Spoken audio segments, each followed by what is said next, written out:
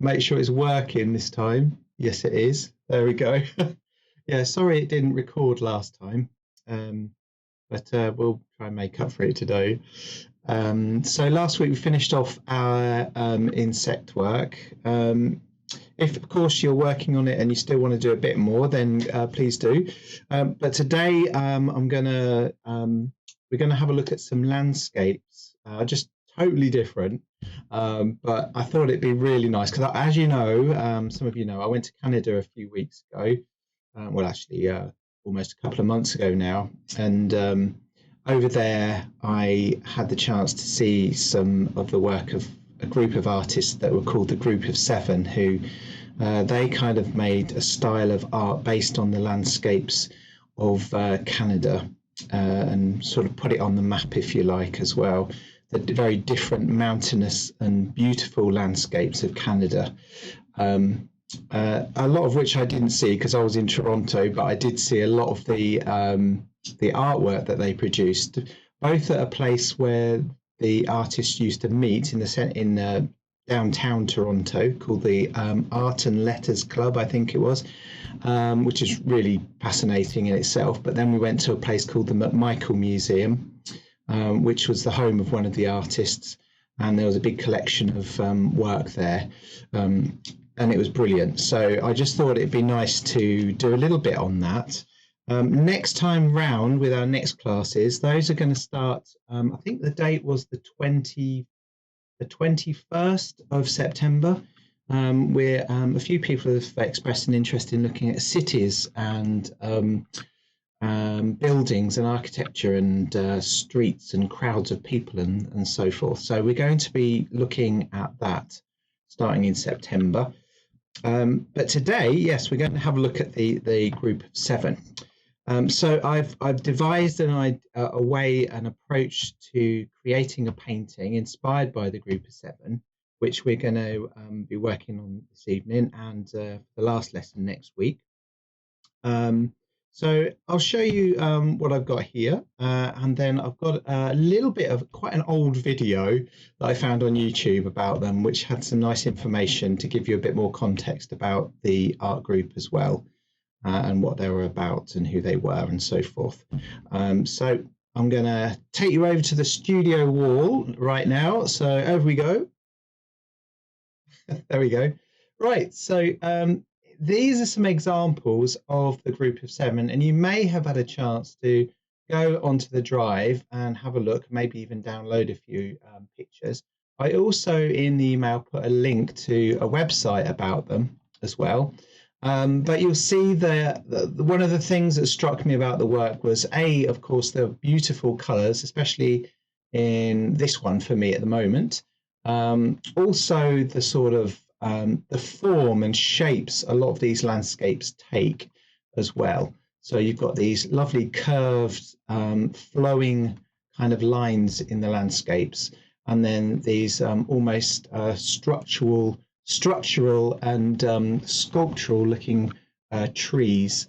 And the work almost takes on the kind of idea of being almost like a contour on maps as well. So it's really fascinating. But thinking about if we look at, say, this one and this one over here, you can see that there's some really nice, clean sort of sculptural shapes, if you like, in there as well, which would be perfect for developing and practicing some acrylic paint techniques, but also with the landscape being quite creative with it all at the same time. So I'll put some of these on here for you to have a look at. And if you've had a chance, you may have looked at the website and some more. I saw when I was over there in Toronto, I did see, I think it was this one or one very similar to it. So you've got these beautiful purples with the blues in the background and the subtle whites and greys in the foreground there.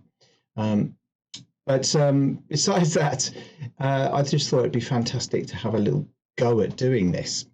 So I'll show you some of the landscapes that these people were inspired by.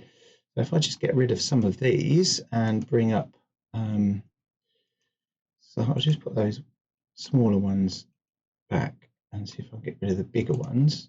Oh, quite. Yeah, there we go. Right.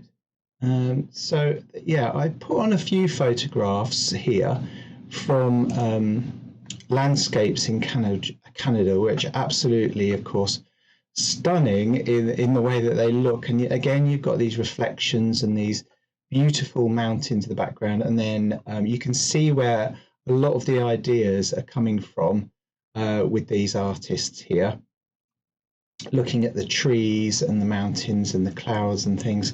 So if you put those two together, you can clearly see where some of the ideas are coming on, and perhaps even some of the colours. So the artist does put, obviously, their own stamp on a piece of work.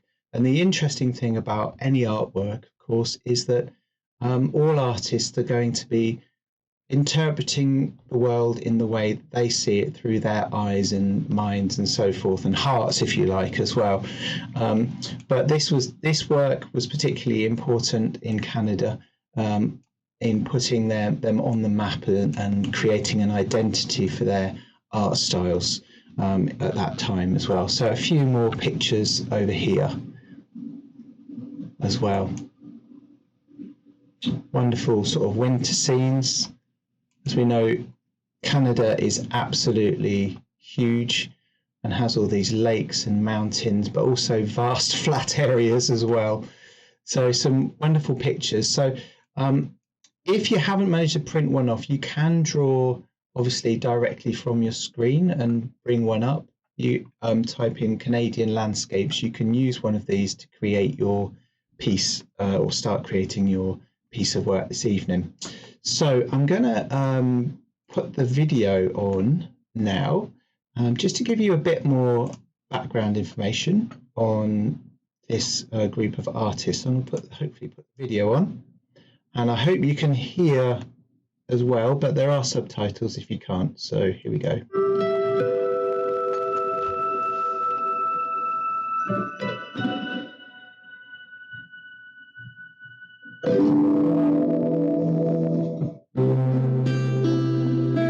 In the second decade of the 20th century, a new Canadian landscape movement was forged by several Toronto-based artists. These painters were drawn to the rock and water, the trees and space, almost infinite space, of Canada's northern wilderness regions.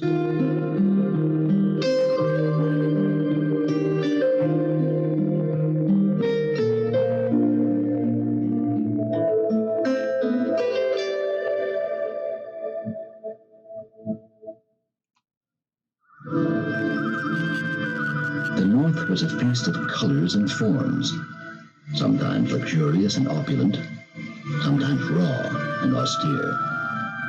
But its beauty was distinctly Canadian, rugged and unpolished, not European, and the artists reveled in its rich physicality. Members of the group came to regard nature as a powerful spiritual force which might be comprehended through prolonged contact. J.E.H. MacDonald spoke of the need to paint the soul of things, the inner feeling, rather than the outward form.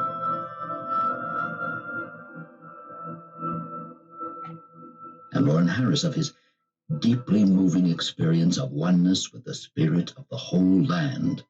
Nature approximated a religion, and each of their landscapes resulted in a public expression of their reverence.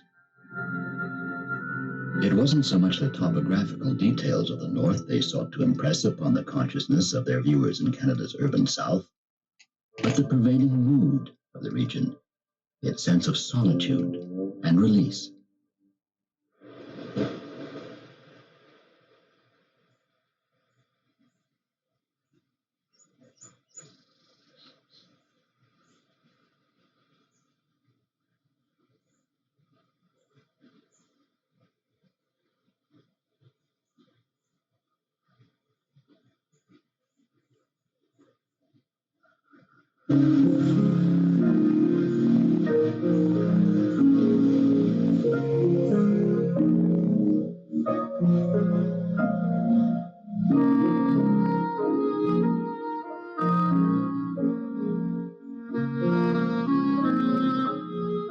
Color was perhaps Thompson's and the group's most expressive tool, the most effective communicator of nature's shifting moods. They adopted the bold, aggressive colors of post-impressionists such as Vincent van Gogh, particularly appropriate to the intensity of a Canadian autumn.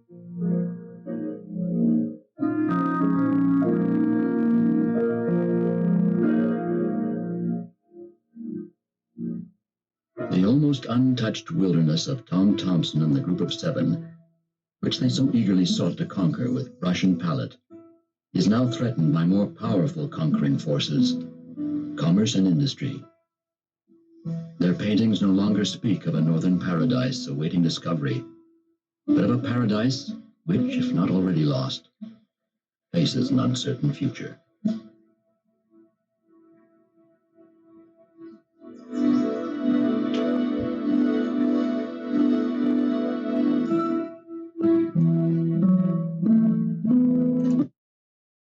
There we go. Okay, and I'm back. Okay, right. So really interesting there, because what we were just talking about with some of these pictures was the use of color and things on here as well, and these forms and shapes. Obviously not completely realistic and stuff like that, but also has a lot of feeling and emotion and connection with the artist and the way they see everything. So that's a little bit. And also the interesting thing was that there was a great connection there with artists such as Vincent van Gogh, but also I think one of the other art movements you could connect it with would perhaps be the Fauve or Fauve movement, where they've got extremely bold, vivid, or what they would call animalistic colors in there as well. So anyway, we're going to have a little go at creating a picture like this. I'm just going to try and just reduce that down. There we go. Brilliant. So over here is a couple of the pictures that I've taken a bit of inspiration from to get me going this evening. There is, as you've seen on the video there's a whole range of different pictures you can look at. But these are really nice ones because of those curves and things like that. Now, there are a couple of ways you could approach doing this. So one of them is to have a printout of your chosen landscape, and then literally draw over the top onto tracing paper.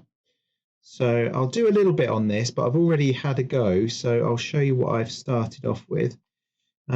So you're bringing in some of your own ideas by being not perfectly exactly matching the shapes of, say, the mountain or the hillside, but looking back at the artworks we've got in front of us, bringing in some of your own ideas into this piece of work. So on the foreground over here, I'll come in a little bit closer as well, and then I'll show you one that I'm doing. I'm going to do one freehand in a second as well. Here, this is quite a nice way to get into the idea of adding these curves and things. So there's a lot of detail in these rocks and in these trees. So the idea is that you're kind of simplifying what you're looking at in order to create something that is representational, but has something of yourself or inspiration from the Group of Seven in here as well. So following the curves, and remember we talked about, or I mentioned, contours in a landscape as well. So I'm just last night I used a light box as well to do one of these. So the option is you could put your photo and your paper on a window as well, and then start putting in some flowing ideas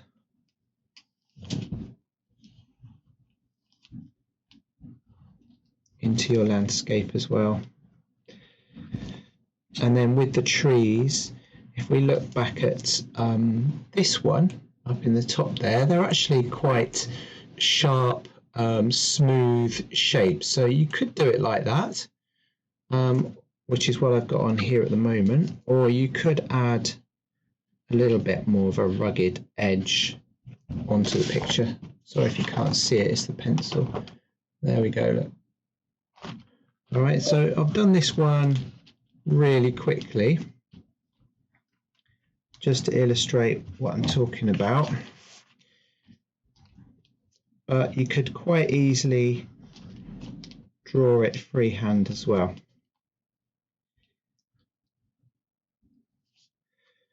Okay, so I'll just lift that off so perhaps you can come out a little bit. There we are. So there's the landscape on tracing paper. I didn't ask you to bring tracing paper, but if you have got some from previous work that we've done, what you need to do once you trace one side is turn over and then trace back through, pressing hard onto the back of the tracing paper over your lines, draw, and you'll get your design transferred on there, ready to paint. Okay, so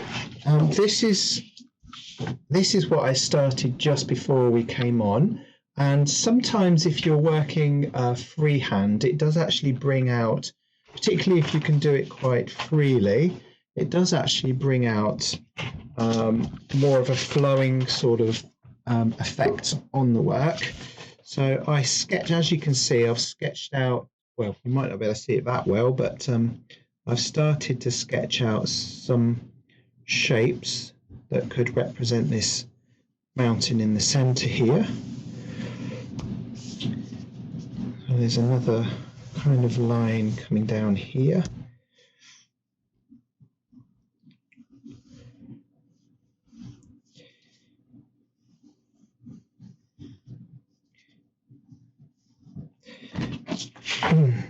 And then I've got this other ridge of trees and a lake across here as well.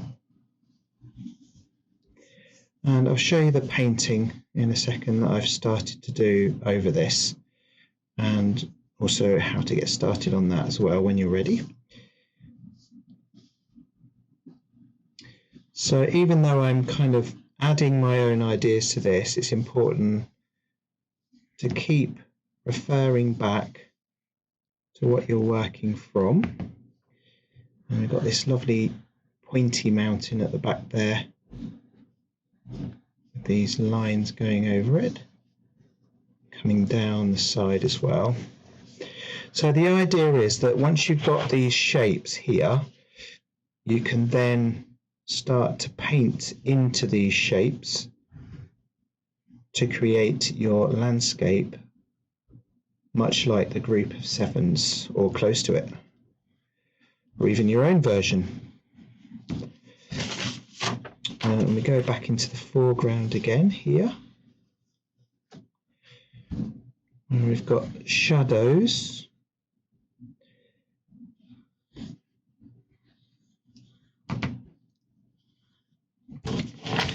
And so this, you could say, I can work back into a little bit more later to perfect or to refine these shapes.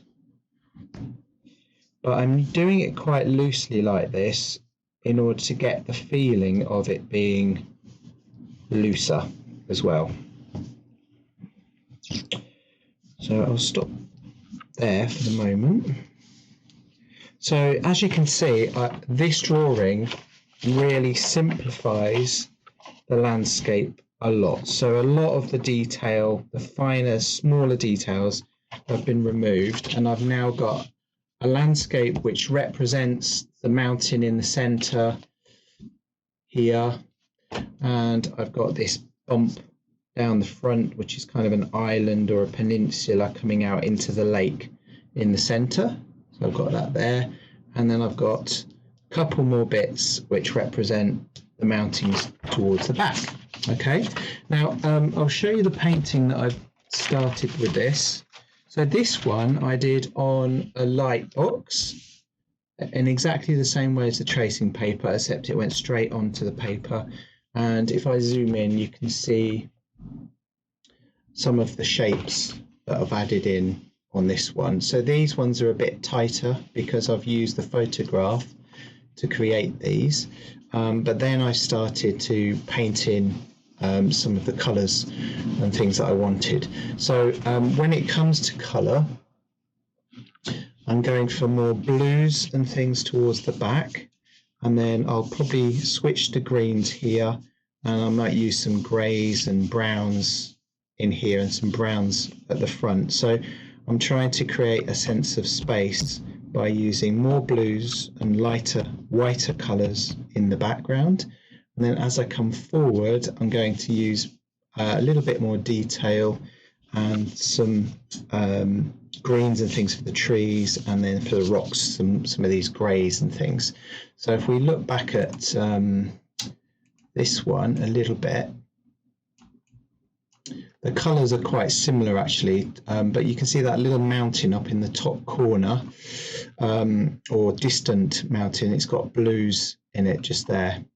And then we've got some warmer colours towards the front here as well. But this is actually quite a colourful painting, so probably not the best example for what I'm trying to say, but it does show you how you can just like really get stuck in and have some fun with the colour.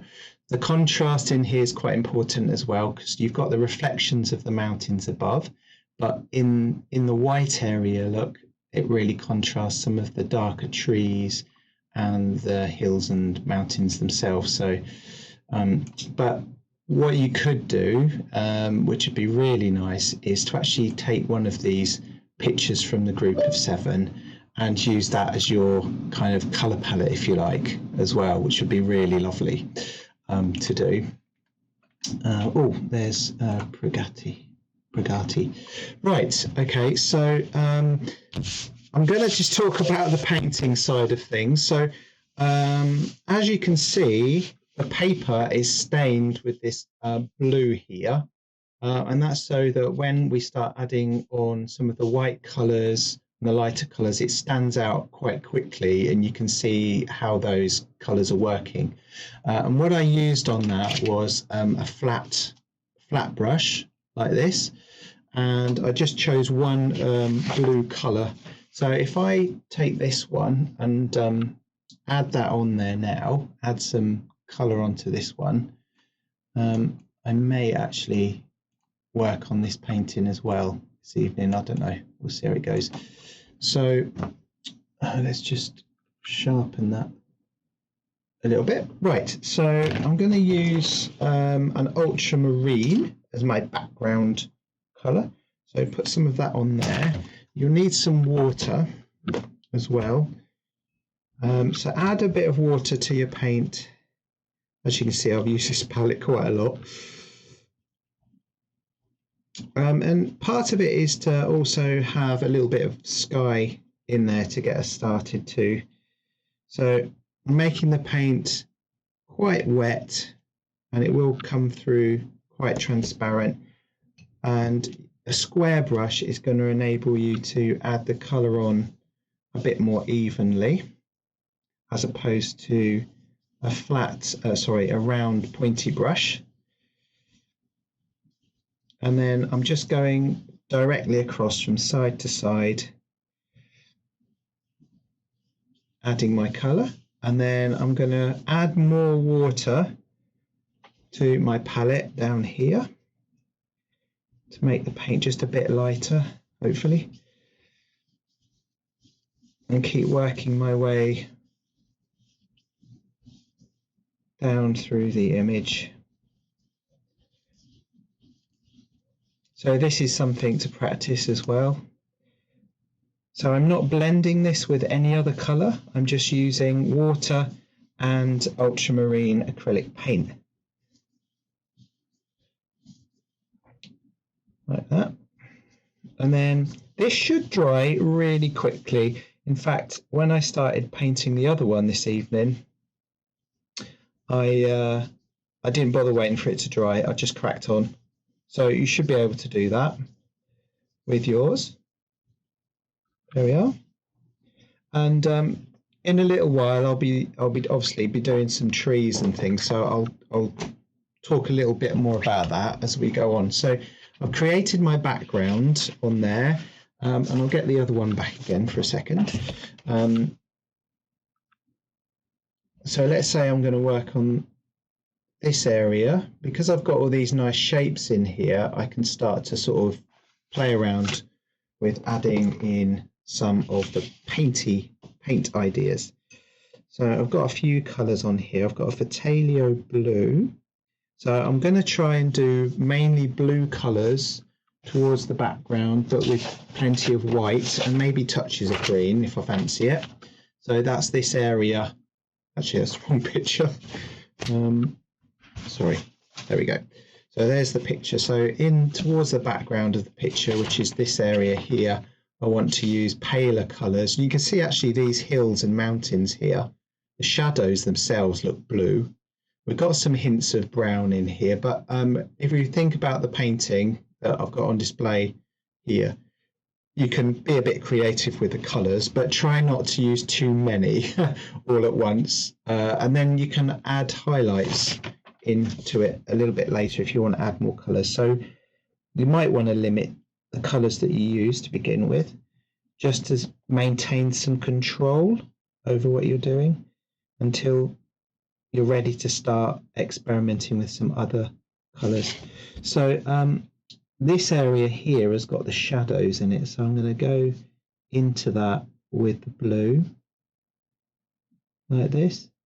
And remember and I think we've covered this as well, is remember that you can blend the paint much easier when it's wet. So if you want to think, oh, it'd be quite nice if I made a darker area and then a lighter area, try to make sure your paint's wet when you're doing that.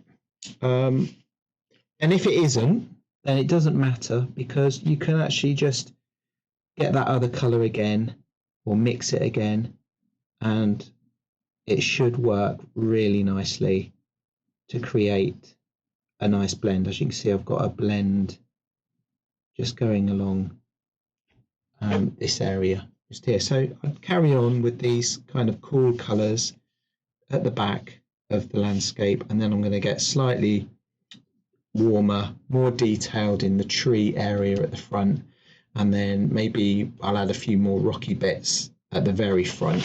So I'll just come back out again. So you can see how it's taking shape a little bit already.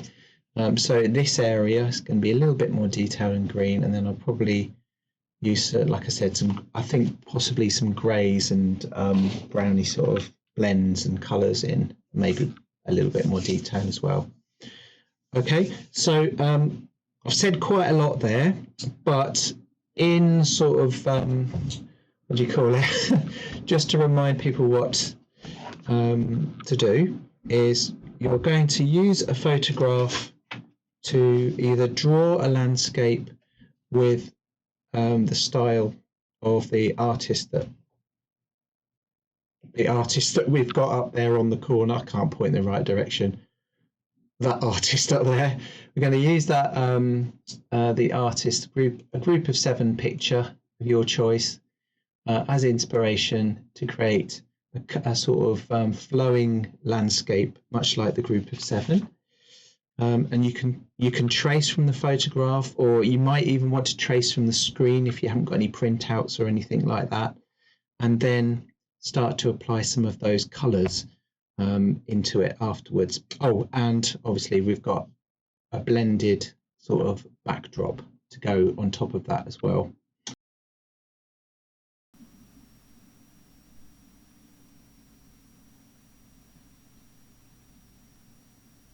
Okay, so I spend a lot of this lesson working on the mountain in the center, as you'll see as we go through these few minutes of the video.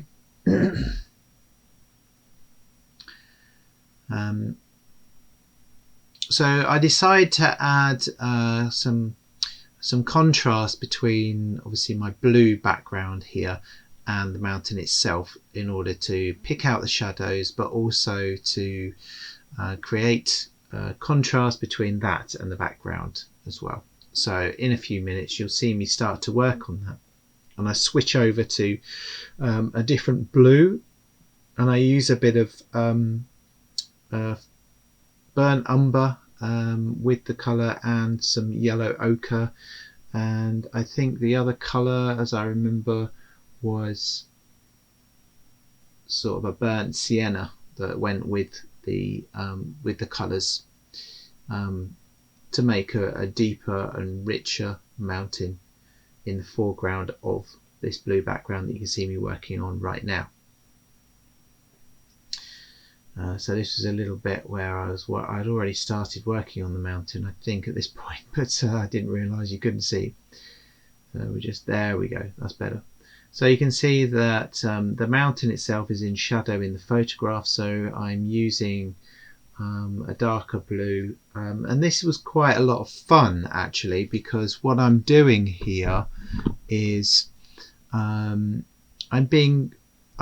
looking at the shapes in the photograph, working from those, but I'm sort of adding this curvy flowing style that I mentioned earlier into the painting itself, into the lines and the contours of the mountain. And you can see how it kind of transforms the original photograph or drawing that I was using earlier on. And I've used a nice deep indigo, and I do need to go over some of these lines as I work through it, but then I've got, oh yes, and the other colour I've used here is a sap green with this burnt sienna colour. So you've got a warmer brown mixed with the sap green, and you get these nice organic sort of greens and browns going onto the mountain. Might not exactly reflect the real colours in the picture, but then don't forget we're putting in some of ourselves and some of our own ideas into the picture at the same time, as goes with the spirit of the group of 7, being absorbed by the spirit of the landscape, and not necessarily the physicality of it, but the feelings of viewing the landscape at the same time, which is a wonderful sort of concept, and it frees the artist as well to be a bit more expressive. So this is what I'm trying to do with this landscape a little bit here in this painting of a Canadian landscape in the style of Group of 7. So I'm basically filling in these shapes, some of which I'm leaving or adding some highlights and things using some titanium white mixed with some of the colour that I've got on my palette. So we've got a little bit of contrast between the darker shadowy areas of the mountain and the lighter areas. And in a few minutes, when I've painted this mountain, I start then to bring in some tiny bits of stippling into the picture in order to add this a bit of snow onto this peak as well. It's quite a lot of fun and quite relaxing, and good fun to sort of be a little bit freer in interpreting something. So not just about observing what's there, but also about observing what ideas the group of 7 would have had, and then adapting that into the work that I do here. So it's quite good fun to try out.